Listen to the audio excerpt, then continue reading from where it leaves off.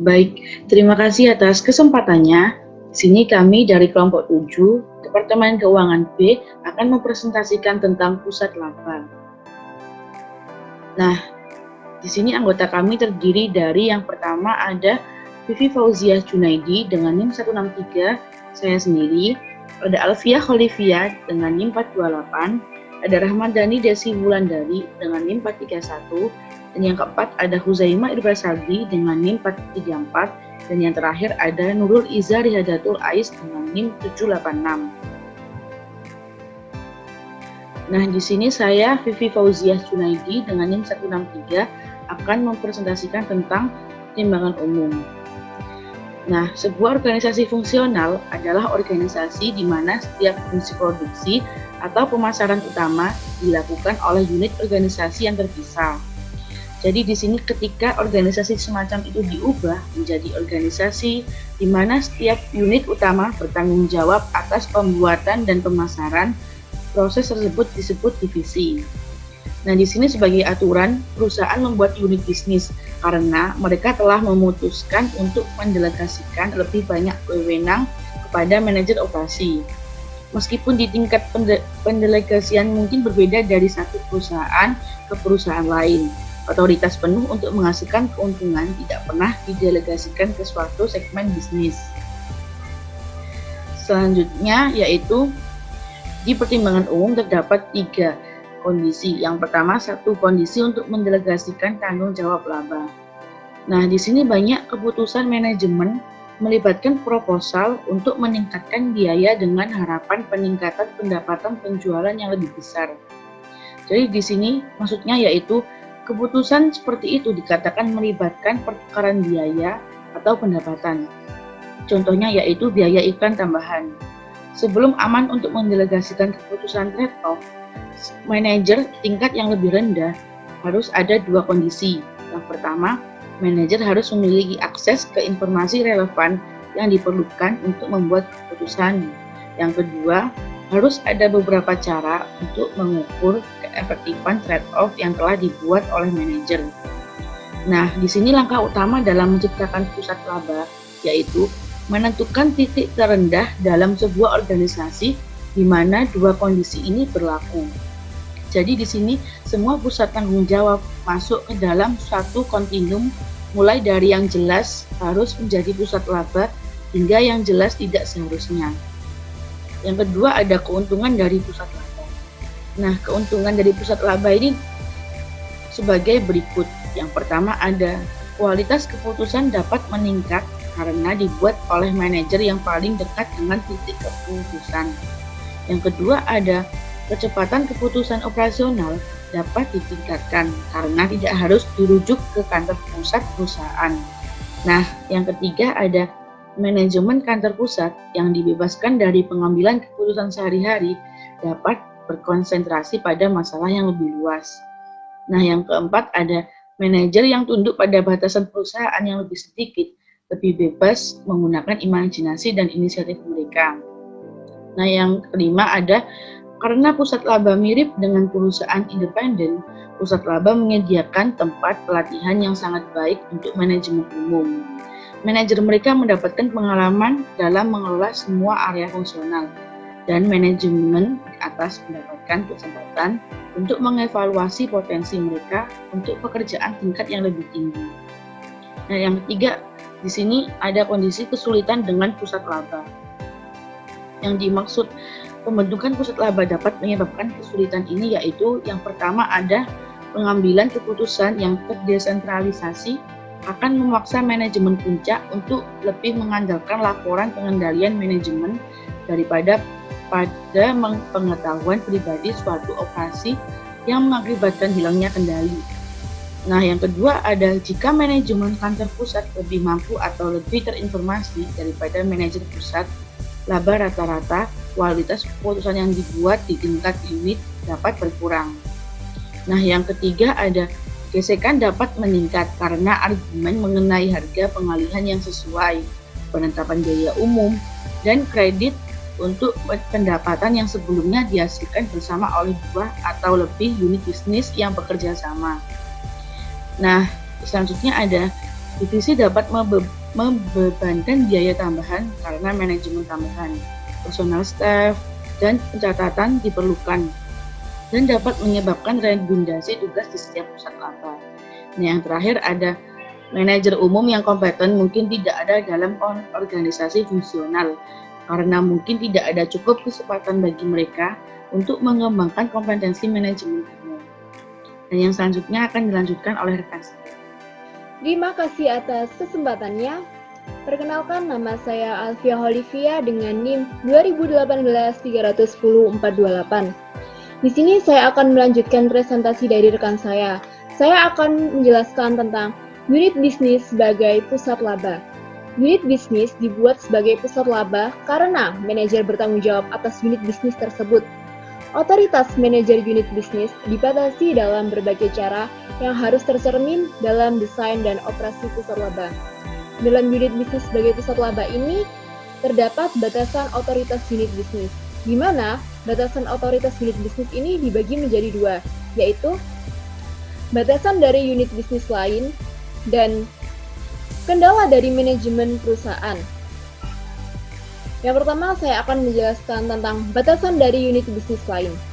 Nah, masalah utama dapat terjadi ketika unit bisnis harus berhadapan satu sama lain.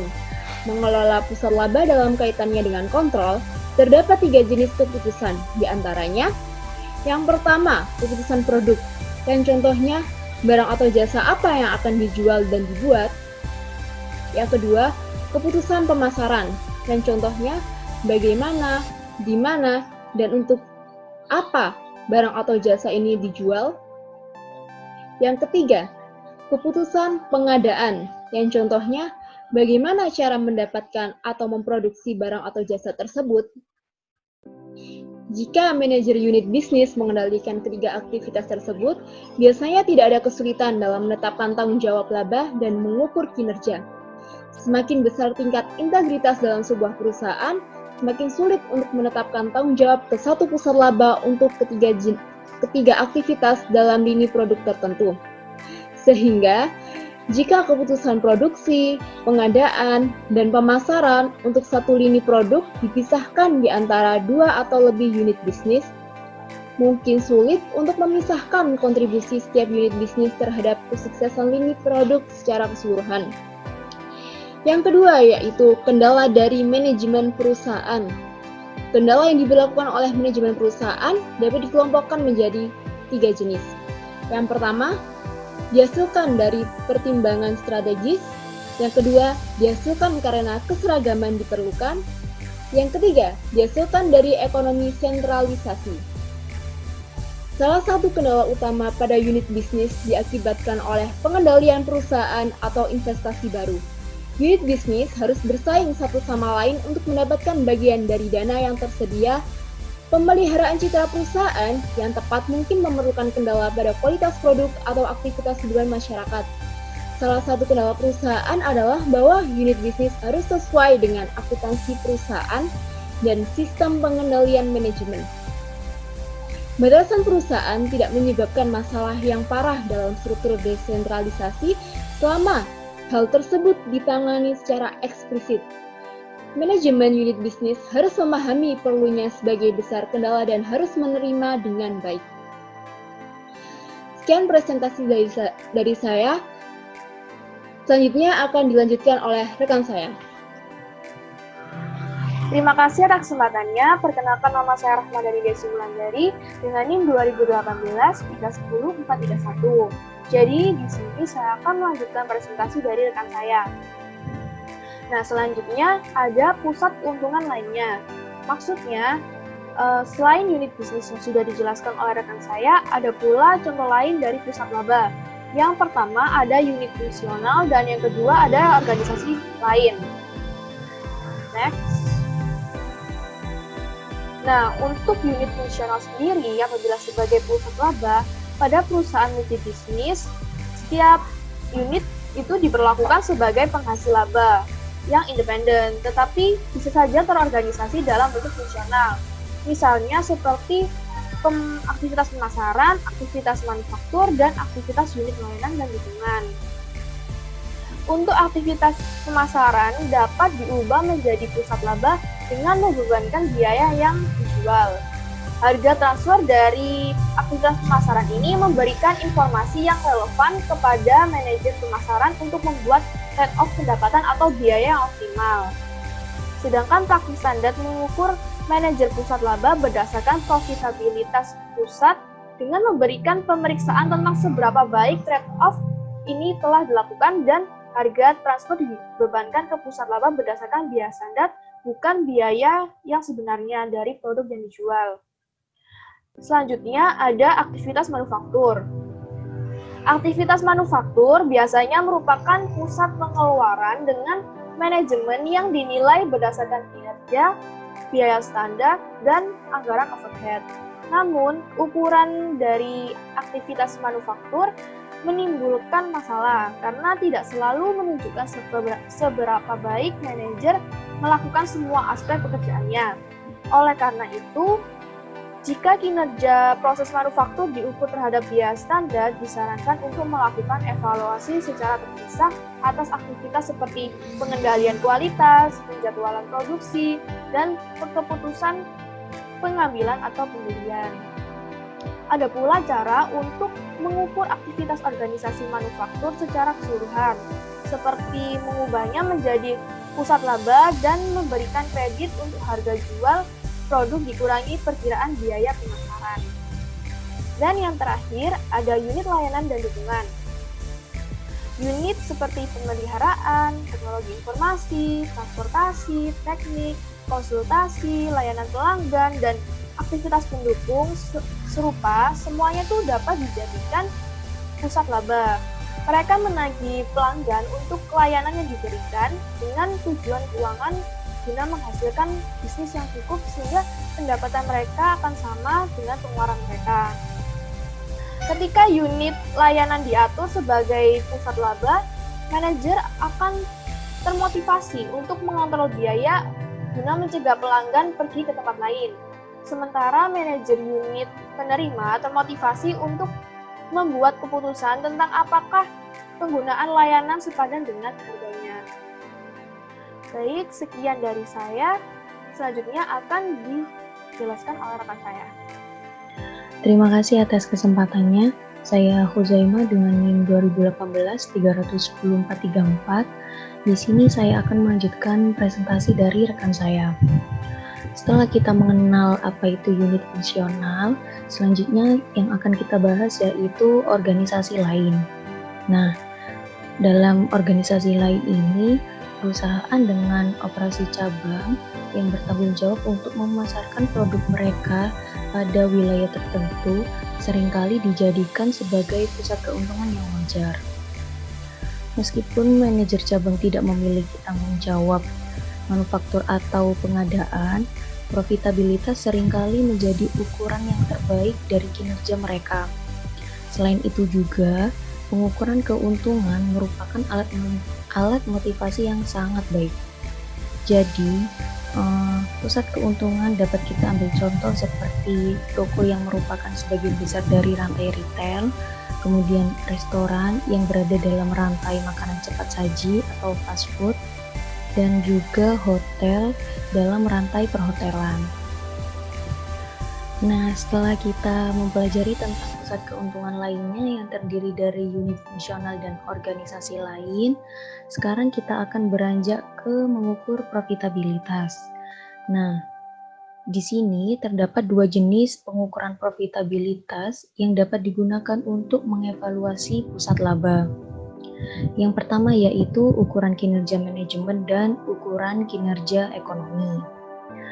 Yang pertama akan kita bahas yaitu ukuran kinerja manajemen. Ukuran kinerja manajemen ini difokuskan pada seberapa baik kinerja dari manajer. Ukuran ini juga dapat digunakan untuk merencanakan, mengkoordinasikan, serta mengendalikan aktivitas pusat laba harian dan sebagai alat untuk memberi motivasi yang tepat bagi manajer. Yang kedua yaitu ukuran kinerja ekonomi. Nah, ukuran ini sendiri difokuskan pada seberapa baik keuntungan pusat sebagai entitas ekonomi. Dari kedua ukuran ini, pesan yang dapat disampaikan mungkin memiliki perbedaan satu sama lainnya. Selain jenis pengukuran profitabilitas, dalam mengukur profitabilitas juga terdapat jenis-jenis ukuran profitabilitas. Nah, di sini terdapat 5 ukuran profitabilitas yang berbeda yang dapat digunakan untuk mengevaluasi kinerja dari manajer pusat laba. Nah, 5 ukuran profitabilitas tersebut yaitu margin kontribusi, keuntungan langsung, keuntungan terkendali, pendapatan sebelum pajak, penghasilan, ataupun batas pemasukan. Yang akan kita bahas pertama kali yaitu margin kontribusi. Nah, margin kontribusi sendiri ini merupakan cerminan selisih antara pendapatan dengan biaya variabel. Apabila terjadi suatu pengeluaran yang tidak dapat diubah dalam jangka waktu pendek, seperti gaji administrasi, maka manajer pusat laba tetap bertanggung jawab untuk mengontrol efisiensi dan produktivitas dari karyawan. Nah, ukuran profitabilitas yang kedua yakni keuntungan langsung. Ukuran ini merupakan cerminan dari kontribusi pusat laba untuk overhead umum dan laba perusahaan. Ukuran keuntungan langsung juga ini menggabungkan semua biaya, baik yang dapat ditelusuri secara langsung ke pusat laba maupun tidak, terlepas juga dari apakah item tersebut berada dalam kendali manajer atau tidak. Biaya yang dikeluarkan di kantor pusat itu tidak termasuk ke dalam perhitungan dalam pengukuran ini. Ukuran profitabilitas ini memiliki kelemahan, di mana ukuran dari pembebanan biaya kantor pusat. Sekian dari saya. Assalamualaikum warahmatullahi wabarakatuh. Perkenalkan, nama saya Nurul Dari Ratul Ayus dengan NIM 2018 310 di sini saya akan melanjutkan presentasi dari rekan saya, yaitu akan membahas tentang mengukur profitabilitas. Jadi di poin ketiga ini keuntungan terkendali. Jadi keuntungan terkendali sendiri ini tuh pengeluaran kantor pusat dapat dikelompokkan menjadi 2 kategori. Kategori yang pertama yaitu dapat dikendalikan dan tidak dapat dikendalikan. Jadi untuk kategori yang pertama yaitu dapat dikendalikan adalah pengeluaran yang dapat dikendalikan oleh manajer unit bisnis. Jadi para perusahaan dapat mencari laba terkendali ini dengan cara laba langsung dikurangi dengan biaya pusat terkendali. Kerugian utama dari keuntungan terkendali bagi perusahaan sendiri itu karena keuntungan terkendali ini tuh tidak termasuk biaya kantor pusat yang tidak dapat dikontrol, sehingga tindakan tersebut tidak dapat secara langsung dibandingkan dengan data yang dipublikasikan, seperti itu. Lalu untuk poin yang keempat yaitu pendapatan sebelum pajak. Semua overhead perusahaan dialokasikan ke pusat laba berdasarkan jumlah relatif biaya yang dikeluarkan setiap pusat laba. Di dalam pendapatan sebelum pajak terdapat 2 pro dan 2 kontra. Untuk 2 pro ini berisikan yang pertama yaitu unit layanan korporat akan meningkatkan basis keuntungan tanpa melihat dampak secara keseluruhan. Lalu yang kedua yaitu kinerja setiap pusat laba akan lebih realistis.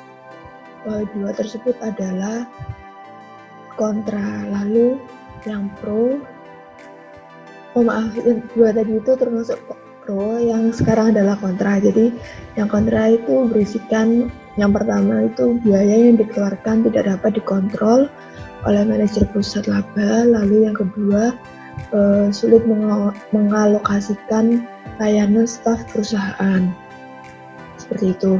Lalu untuk poin yang kelima yaitu pendapatan bersih.